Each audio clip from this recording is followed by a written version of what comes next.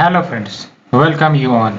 आज हम vision IAS के 9 जून वाले डेली करंट अफेयर्स डिस्कस करेंगे।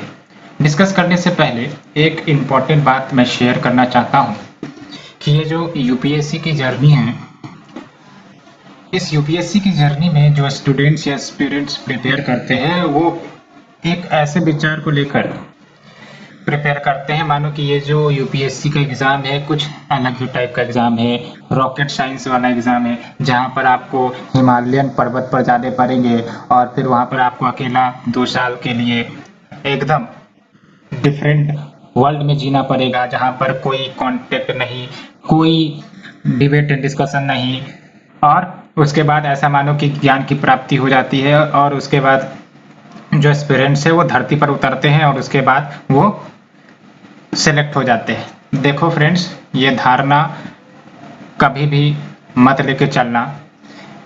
डेफिनेटली हम जब प्रिपेयर करते हैं तो we need separation, but it doesn't कि you are going to attain nirvana.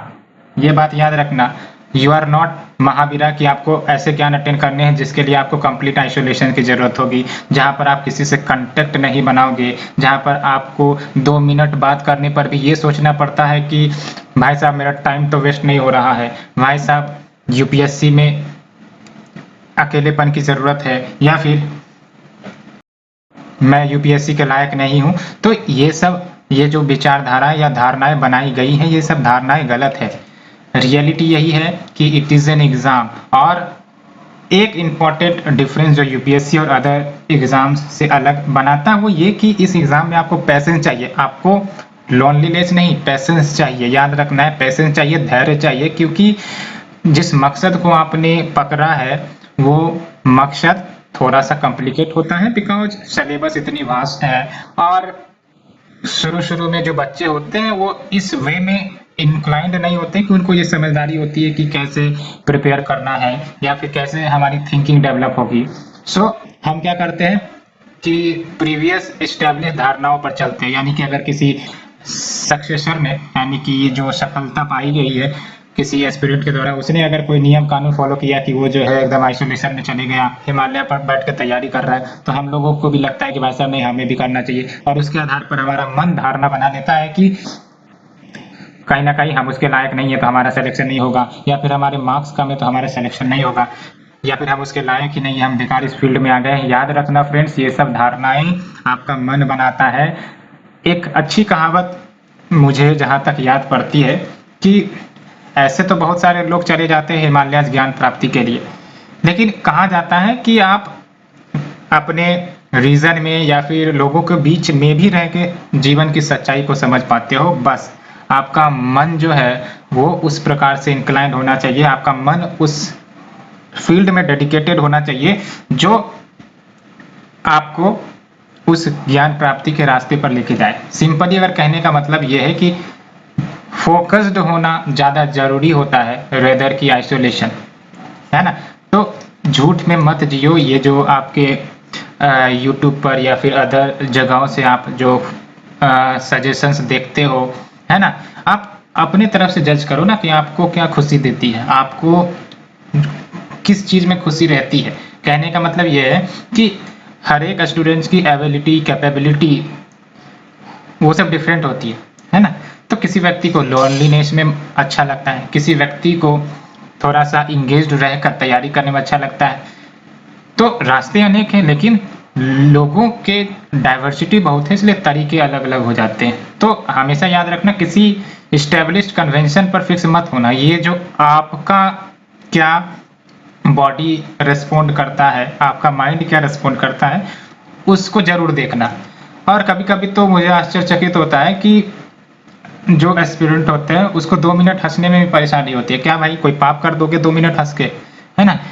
क्योंकि दिखाना पड़ता है कि भाई साहब हम बहुत सीरियस है, हम एकदम क्या कहते हैं कि महावीरा की तरह है, गौतम बुद्धा की तरह है, कि एकदम फोकस्ड है। भाई साहब एग्जाम है, एग्जाम को एग्जाम की तरह लेना, है ना। ओवर हाइप होने की जरूरत नहीं है, क्योंकि ओवर हाइप हो गए तो सुख के समय में तो अच्छा लगेगा, जब आपको आपकी समय के अनुसार सब कुछ ठीक चल रही होती है तो सब कुछ अच्छा चलेगा। लेकिन जब आपके इंटेलिजेंस आपके खुद के अगेंस्ट हो जाता है, यानी कि आपने जो सपने देखे थे, हो सकता है कभी कभी डाउट या डिमोटिवेशन आता है व्यक्ति को, तो वो एक्सपेक्टेशन या ओवर हाइप आपको कमजोर कर देगा, पक्का बात है ये, इसमें कोई डाउट की बात नहीं है। इस बात पे आप हमेशा याद रखना है। इसलिए आपको नॉर्मलिटी मेंटेन करके रखनी चाहिए। अगर 2 मिनट हंस भी लिया जाए तो इससे कोई पाप नहीं कर रहे हो आप इतनी बड़ी तैयारी कर रहे हो, तो इतनी बड़ी तैयारी में 2 मिनट हंस भी लिया जाए। उल्टा करते हैं हम लोग, जितनी बड़ी तैयारी उतनी ज्यादा सीरियसनेस, गलत करते हैं।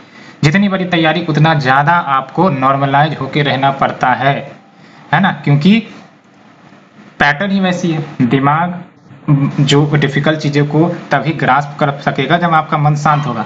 अब ऑलरेडी आप स्ट्रेस्ड हो तो फिर मन शांत कहाँ से है, तो फिर कहाँ से आप उन चीज़ों को ग्रास्प कर सकोगे इजीली, है ना। तो याद रखना है, जितनी बड़ी टारगेट उतना ज़्यादा धैर्य और शांति की ज़रूरत होती है। अगर 2 मिनट आपका मन हंसने को भी चाहता है तो हंस लिया करो, 2 मिनट अगर किसी से बात करने के लिए भी चाहता है तो कर लिया करो।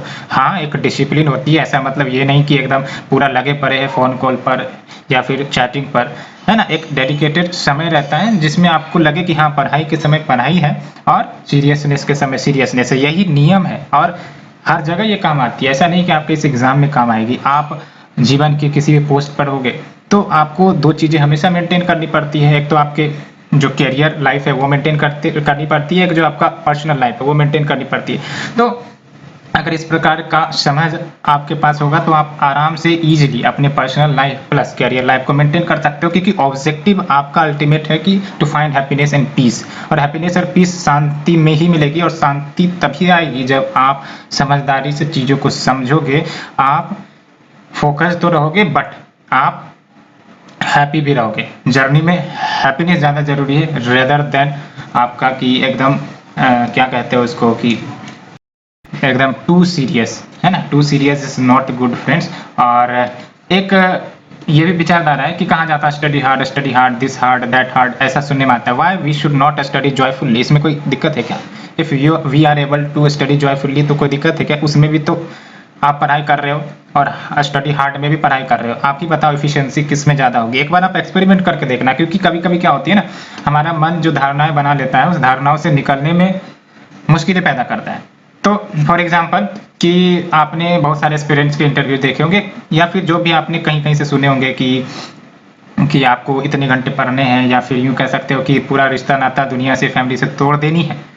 तो एक बार आप देखना कि ऐसी धारणाओं को अगर एक बार आप तोड़ के देखना, अगर ऐसी धारणाएं टूटती है तो क्या आपके मन में विचलन पैदा होगी? देखना, विचलन पैदा होगी और उसके बाद आपको लगेगा, आपको शक लगने लगेगा कि आप बिगड़ रहे हो या फिर आप जो है एक ट्रू एस्पिरेंट नहीं हो। ऐसी ऐसी धारणा आपका मन बनाएगा। ऐसी ऐसी धारणा आपका मन क्यों बना रहा है? इट इज ऑल बिकॉज आपने ऐसी धारणा डाली है।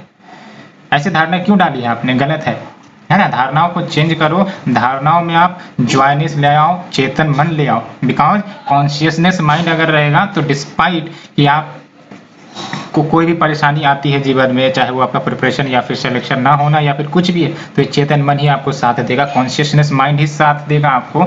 और ये आपका बेस्ट टूल होगा to find happiness in your life.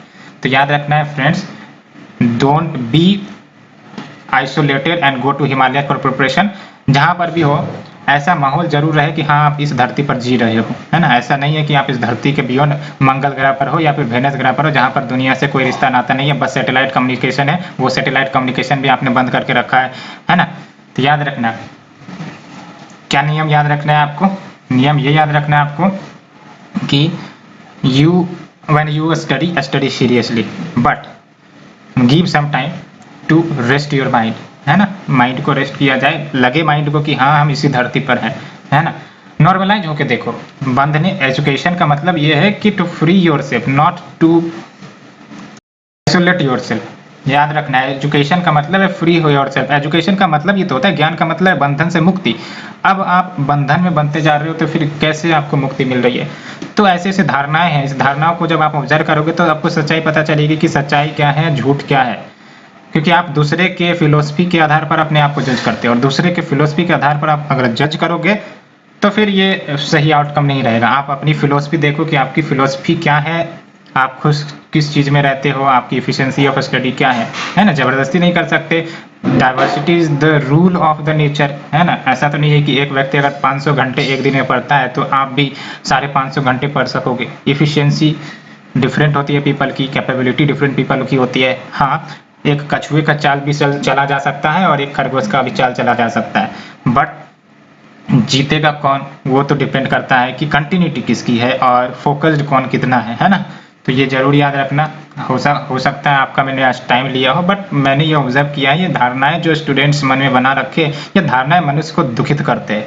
ये दुख है और कहीं ना कहीं हमें इससे परे होना है, बिकॉज वी वांट हैप्पीनेस, और हैप्पीनेस के चक्कर में आपको 2 मिनट अगर हंसी पर भी सोचना पड़ जाए तो भाई साहब ये हंसी नहीं है, हमारी फिलोसफी में कुछ गलत फहमियाँ हैं जिसे दूर करना अनिवार्य है, अदरवाइज आपका आदत भी कुछ ऐसा ही बन जाएगा। सो होप आपको ये बातें क्लियर आई होगी, और ये जो कुछ आपके कन्वेंशंस इस्टेब्लिश किए गए हैं, हवा इस्टेब्लिश किया गया है कि ना जाने कौन सा रॉकेट साइंस है ना, क्योंकि आप समझ सकते हो ना, you can not trust about what will be going to occur in your life. अनिश्चितताएं प्रकृति की नियम है, याद रखना है आपको, प्रकृति के नियम है, एक्सेप्शन नहीं है। हर जीवन के क्षण में आपको अनिश्चितताएं ही मिलती है, तो हमें उसी अनिश्चितताओं को ध्यान में रख के जीना पड़ता है ना। याद रखना है आपको, इस रूल को याद रखना है, इससे आपके जीवन की जो भी पेन है या फिर डिमोटिवेशन का फेज है, इसको आपको एब्जॉर्ब करने में मदद करेगा, है ना। ये नहीं कह सकते कि आपका जीवन खुशहाल हो जाएगा जब एक बार आपका सिलेक्शन हो जाएगा। पेन तो तब भी होती है, बिकॉज प्रॉब्लम इज नॉट कि एक बार हमने किसी चीज को हासिल कर लिया और पेन आपका खत्म हो जाएगा। नो फ्रेंड्स, अदरवाइज ऐसा होता तो रूरल एरियाज में जो हमारे लोग होते हैं, जो बच्चे होते हैं, why they are happy.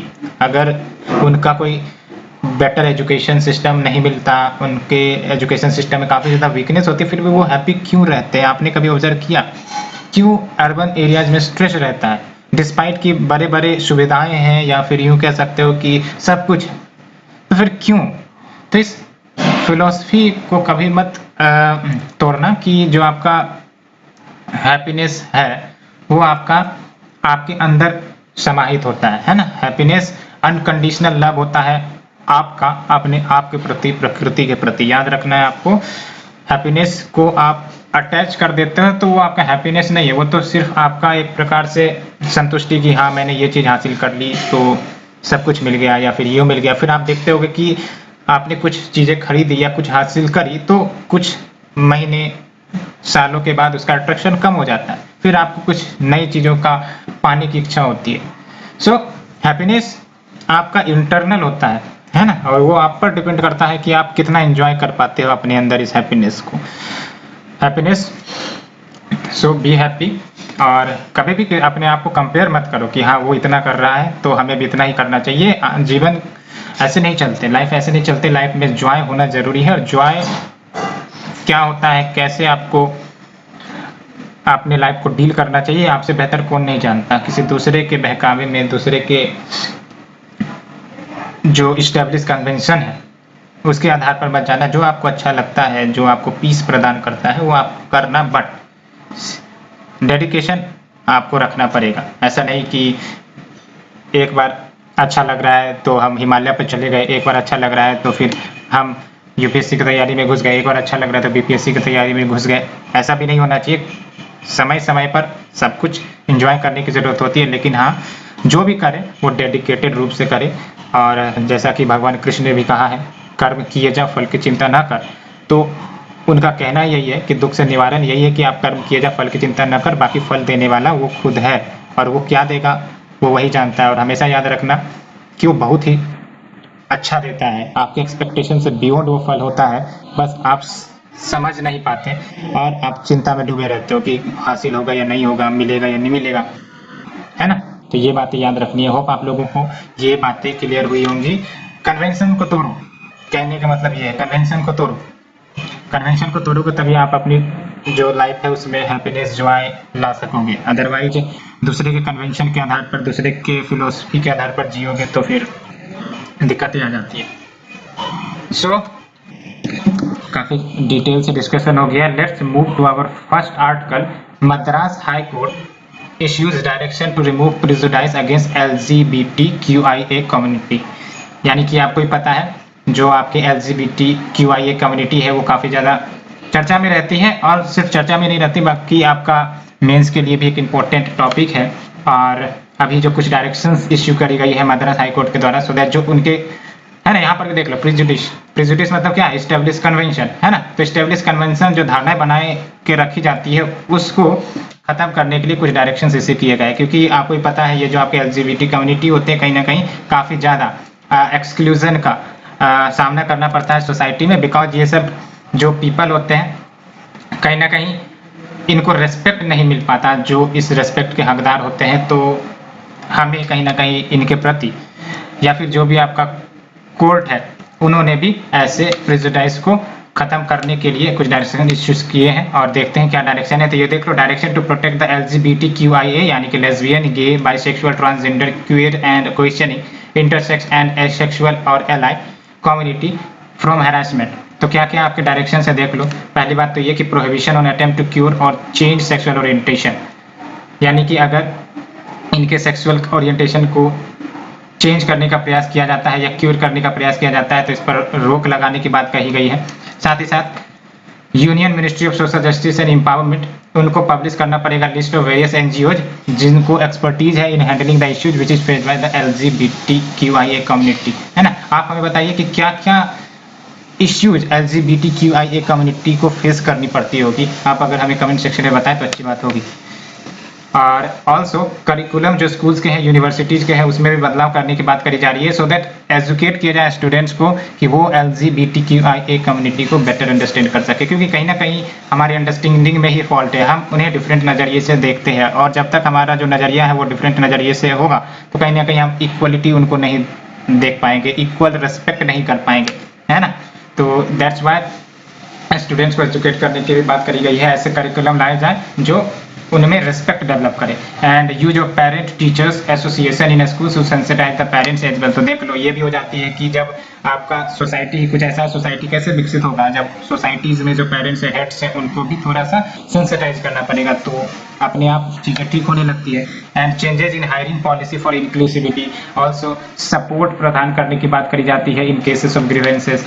And अगर हम बात करें evolution of LGBT+ rights in India, तो कैसे एवोल्यूशन मतलब इनको जो अधिकार दिए गए हैं आज जो प्रेजेंट है, ये पहले प्रेजेंट नहीं थे, तो धीरे धीरे जो है वो इवॉल्व हुआ है। तो देख लो, नाज foundation versus government of NCT of Delhi का केस आया था। इसमें सुप्रीम कोर्ट ने, हाई कोर्ट ने कहा था कि जो सेक्शन 377 है IPC का, जो होमोसेक्सुअलिटी को क्रिमिनलाइज करता है, तो ये जो सेक्शन 377 है वो वायलेट करता है rights which is enshrined under article 14, यानी कि right to equality, equal opportunity, right to freedom of speech and expression, right to 21 जो आपका right to life and personal liberty है ना। तो यहाँ से आपका निकलता है। उसके बाद we have the national legal service authority versus union of India. Supreme court ने यहाँ पर थर्ड जेंडर का स्टेटस दे दिया था ट्रांसजेंडर्स को, तो ये भी एक अच्छा अचीवमेंट कह सकते हो आप इक्वलिटी प्रदान करने के लिए LGBT कम्युनिटी को। फिर आपका Navjeet Singh Johar versus union of India case आता है, जिसमें सुप्रीम कोर्ट ने कहा कि सेक्शन 377 अनकॉन्स्टिट्यूशनल है, जो काफी हिस्टोरिकल फैसले निकल कर आए, तब जाके इनको अधिकार मिलता है। And we have the transgender person protection of rights act 2019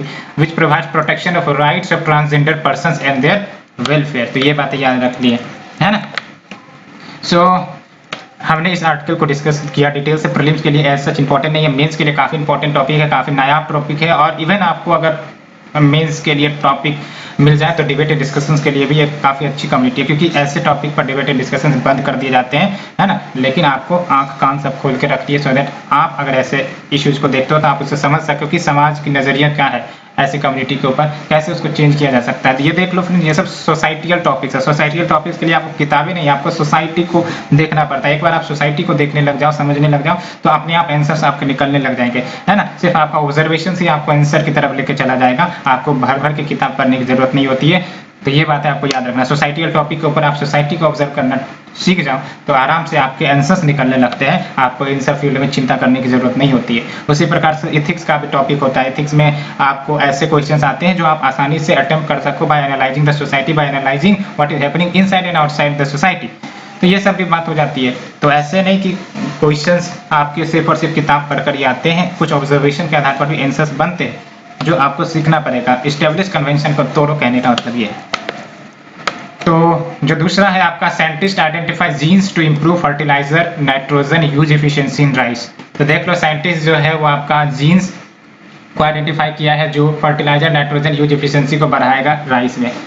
तो जो इंडियन रिसर्चर्स है इन्होंने कुछ हाई प्रायोरिटी टारगेट जीन्स को निकाले हैं, बिकॉज कहा जा रहा है कि ये जो जीन्स है ये आपका NUE यानी कि नाइट्रोजन यूज की इफिशियंसी को बढ़ा देगा, क्योंकि आपको पता है कि नाइट्रोजनस फर्टिलाइजर जो है एक बार जमीन में जाने के बाद अनयूटिलाइज रह जाते हैं काफ़ी मात्रा में, जिसके कारण आपका जो एसिडिफिकेशन ऑफ सॉइल हो जाता है, या फिर ये जब ग्राउंड वाटर में जाते हैं तो वे ग्राउंड वाटर को भी पॉल्यूट करते हैं, ओशियंस में जाते हैं, रिवर्स में जाते हैं तो उनको भी पॉल्यूट करते हैं।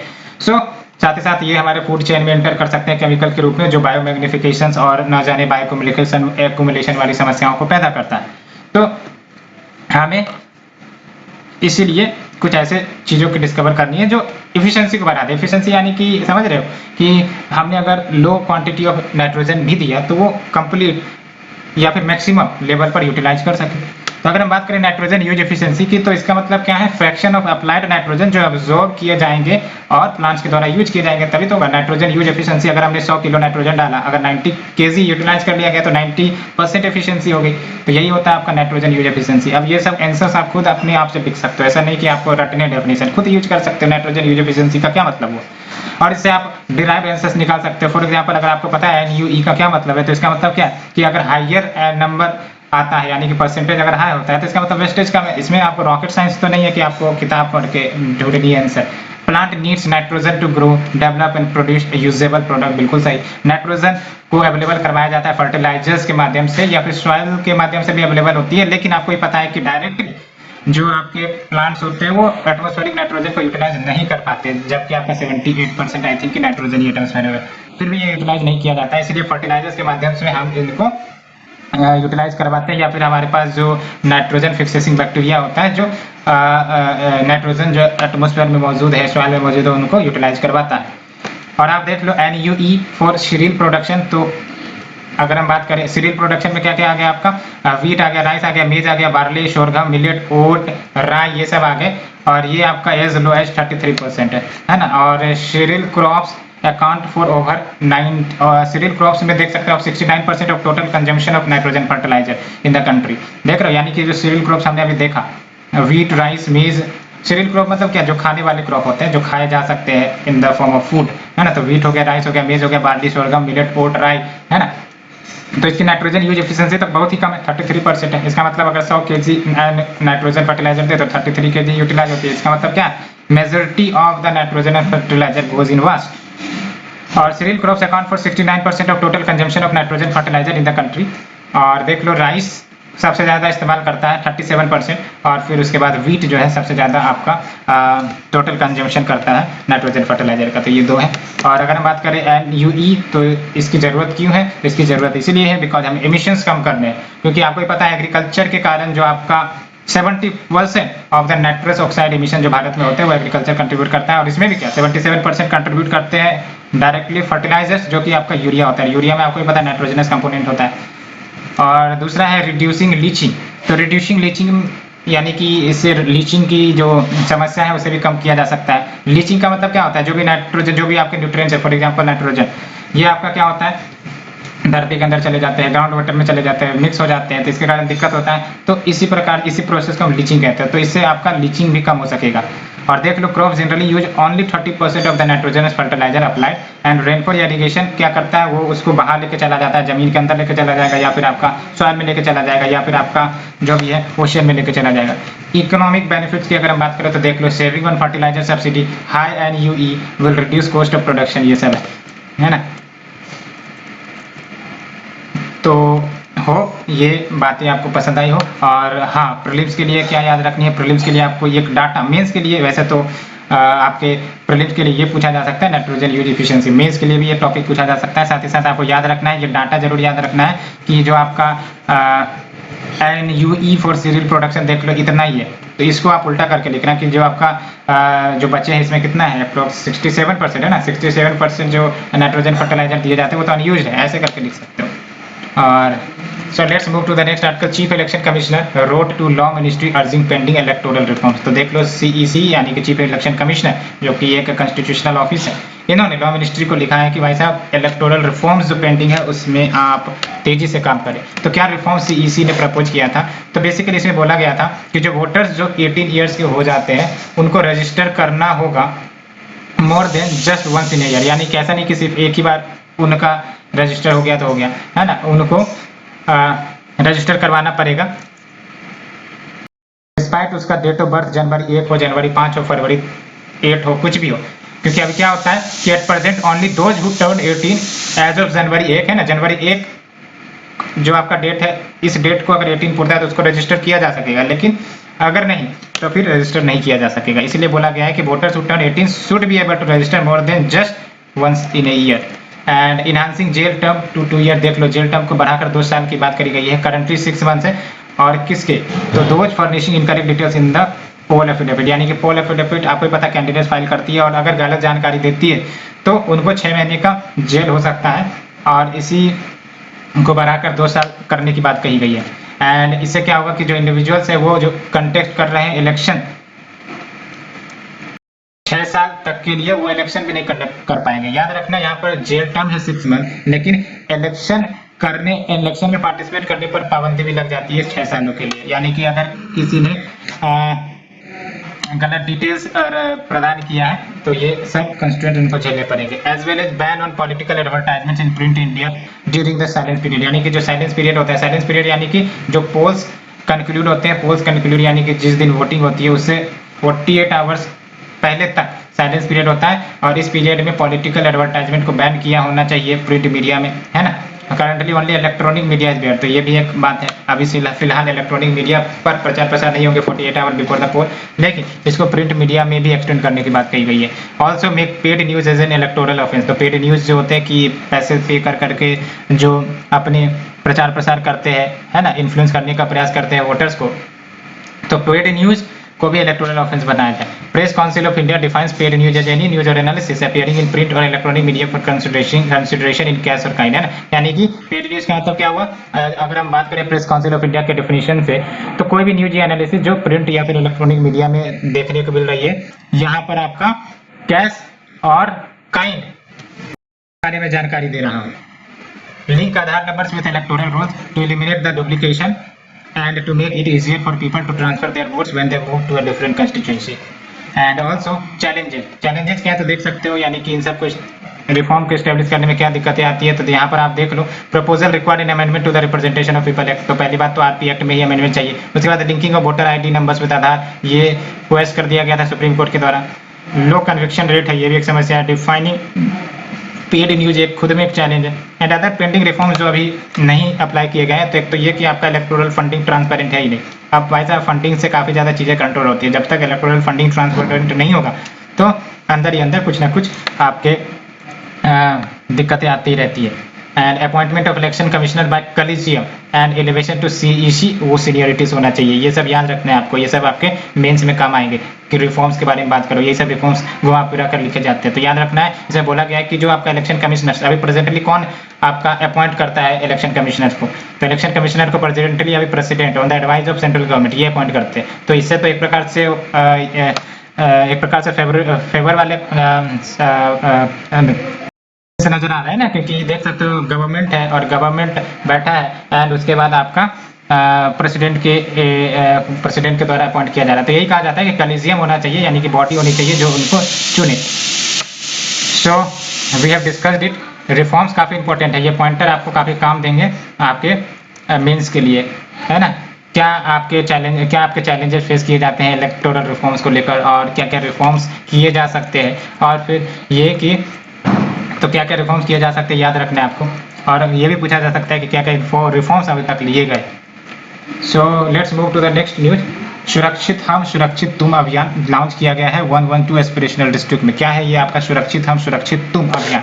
तो देख लो जो अभियान है नीति आयोग के द्वारा एंड पिरामल फाउंडेशन, इन दोनों के द्वारा आपका इनिशिएट किया गया है। याद रखना है अभियान नीति आयोग प्लस पिरामल फाउंडेशन, और ऑब्जेक्टिव यही है कि जो डिस्ट्रिक्ट एडमिनिस्ट्रेशन है उनको असिस्ट किया जाए in providing home care support to कोविड-19 पेशेंट्स जो एसिम्प्टोमेटिक है, यानी कि यूँ कह सकते हैं जिनको सिम्टम्स डेवलप नहीं होते हैं या फिर हैव हाई मिल्ड सिम्टम या फिर हैव मिल्ड सिम्टम, हाई नहीं मिल्ड सिम्टम।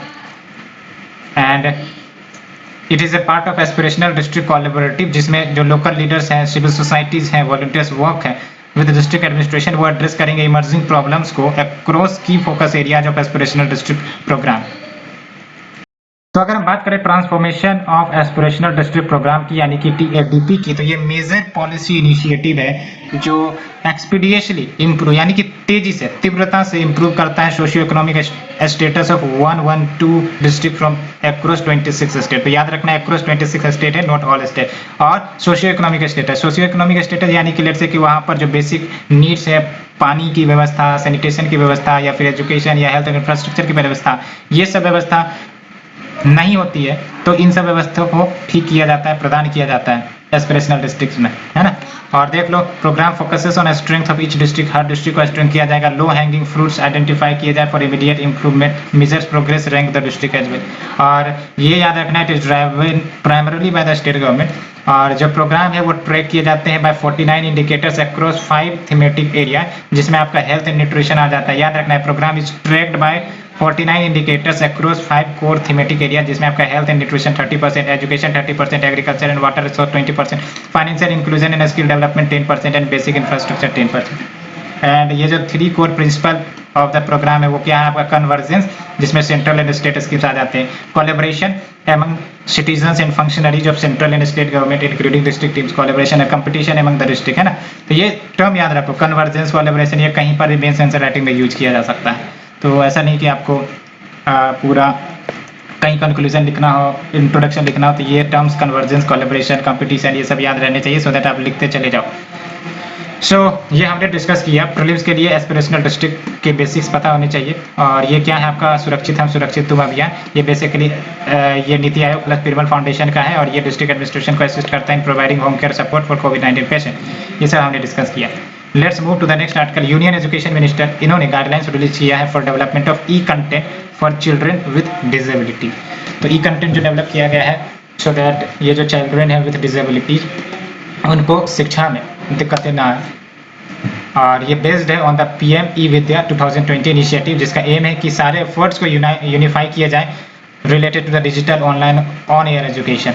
और साइलेंट फीचर्स क्या है आपका देख लो, तो e content development for children with disability वो आधारित होगा 4 प्रिंसिपल पर। एक तो आपका perceivable, operable, understandable and robust. और e content should comply with accessibility standards, यानी कि कौन सा स्टैंडर्ड्स है आपका, national standards GIGW 2.0 and international WCAG 2.1 EPUB- ये सब आपका कंप्लाई होना चाहिए। और वेरियस प्लेटफॉर्म्स भी हैं जैसे दीक्षा फॉर डिस्ट्रीब्यूशन एंड ई पाठशाला, इसके बारे में आपने देखा ही होगा। दीक्षा जो पोर्टल है आपको ई कंटेंट प्रदान करता है, गुड क्वालिटी कंटेंट प्रदान करता है, और ये सब भी आपका टेक्निकल स्टैंडर्ड्स को अप्लाई करनी चाहिए। टेक्स्ट बुक्स में भी adopted into accessible digital text book in multiple format, ये भी बातें कही गई है। एंड ये जो आपके ADTs है यानी कि एक्सेसिबल डिजिटल टेक्स्ट बुक, इनको फ्लेक्सिबिलिटी प्रदान करने की जरूरत है, यानी कि इसमें आपका ऐसा फ्लेक्सिबिलिटी हो जो CWDs यानी कि चिल्ड्रन विद डिसेबिलिटीज के अकॉर्डिंग हो, सो दैट जो उसे असेस कर सके आसानी से। एंड सिग्निफिकेंस क्या होगा, तो one of the reason for getting pulled out of the schools for CWDs, ऐसा देखा गया है कि आखिरकार चिल्ड्रन विद डिसेबिलिटीज क्यों स्कूल से आउट हो जाते हैं, क्यों उनकी शिक्षा कंटिन्यू हो पाती है, तो it is all because accessible material की उनके पास कमी हो जाती है, और ये जो गाइडलाइंस है ये कहीं ना कहीं ओवरकम करेगा उसे। एंड ये first to mainstream the disable people, तो देख लो रेटिफिकेशन ऑफ 2006 जो UN convention on rights of person with disabilities है, तो ये रेटिफाई किया गया है 2006 में, याद रखना है आपको। National policy on universal electronic accessibility 2013 and way have the accessible India campaign 2015। The right of person with disabilities act 2016 ये स्पेसिफाई करते हैं डिसेबिलिटीज को विच में physical, sensory, intellectual, mental illness या डिसऑर्डर, क्रॉनिक न्यूरोलॉजिकल कंडीशंस या blood disorder या multiple disability, ये सब हो जाती है। तो अगर हम बात करें शॉर्टेड यूज की, तो देख लो we have the specialised supervisory and regulatory cadre SSRC।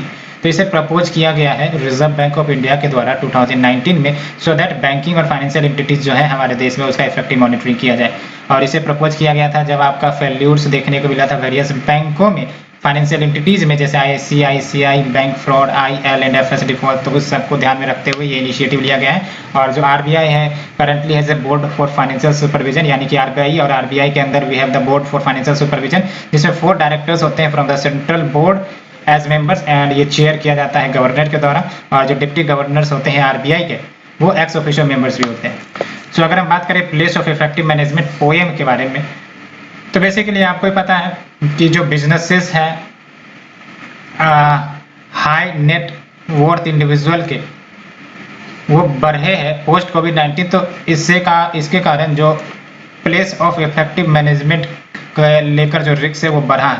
तो क्या है ये प्लेस ऑफ इफेक्टिव मैनेजमेंट? नाम से ही पता चल रहा है, प्लेस ऑफ इफेक्टिव मैनेजमेंट यानी कि एक ऐसा कोई लोकेशन, प्लेस जहां पर जो की मैनेजमेंट और कमर्शियल डिस्कशंस या डिसीजंस किसी पार्टिकुलर बिजनेसेस को लेकर किए जाते हैं, जो नेसेसरी होते हैं for the conduct of businesses of an entity, है ना। तो ये आपका डिफाइंड है section 6 of IT act as a place where key management and commercial decisions that are necessary for conduct of the business of an entity वो लिए जाते हैं। और इसे इंट्रोड्यूस किया गया था 2017-18 में, सो दैट जो प्रैक्टिस किए जाते हैं ऐसे बिजनेसेस के द्वारा या हाई नेट वर्थ इंडिविजुअल्स के द्वारा और टैक्स अवॉइडेंस किया जाता है, या फिर जो सिग्निफिकेंट प्रॉफिट्स होते हैं वो आउटसाइड इंडिया शिफ्ट कर देते हैं, तो उसी के अगेंस्ट में ये लिया गया है टू कव the practice of limiting the scope for the Indian taxes authorities, है ना, by artificially shifting insignificant or isolated event related to control and management outside India to avoid the residential status and thereby taxes in India. And we have the Kweli-Simons World University Ranking. तो IIT Bombay, IIT Delhi and Indian Institute of Science Bangalore were the only Indian institution जिसने top 200 में rank किया है। तो globally ये जो Massachusetts institute of technology है यानी कि MIT, ये आपका नंबर 1 रैंक किया है। उसके बाद आपका यूनिवर्सिटी ऑफ ऑक्सफोर्ड, जबकि Stanford university and university of Cambridge आपका 3rd स्पॉट पर आया है। तो अगर हम बात करें QS यानी क्वेली-सिमोंस, तो ये 6 इंडिकेटर्स का इस्तेमाल करते हैं टू कंपाइल द रैंकिंग। एक तो आपका academic reputation, employer reputation, citations पर फैकल्टी या student ratio, international faculty ratio and international student ratio. तो अब बात करते हैं प्लेसेस न्यूज में जो रहे हैं, तो देख लो, पहले तो है आपका रायमोना, तो ये आपका कोकराझार डिस्ट्रिक्ट में लोकेटेड है और ये आसाम का 6th नेशनल पार्क बन गया है। काजीरंगा है असम में ही, मानस है, नामेरी है, ओरांग है, दिब्रू सैखोवा, ये 5 नेशनल पार्क तो आपके असम में ही है। छठा आपका रायमोना आपका बन गया है। तो ये याद रखना है, पांचों के पांचों याद रखने हैं, प्लस छठा तो याद रखना ही है, रायमोना। तो ये जो रायमोना नेशनल पार्क है ये आपका बोडोलैंड टेरिटोरियल रीजन में आता है और ये जो एरिया है पार्क का, इसमें आपका northern portion of notified Ripu reserve forest वो भी इंक्लूडेड है, which forms the westernmost buffer to the Manas national park that straddles the Indian Bhutan border. और ये जो रायमोना है वो इंटीग्रल पार्ट है मानस बायोस्फीयर रिजर्व का and Chirang Ripu elephant reserve का।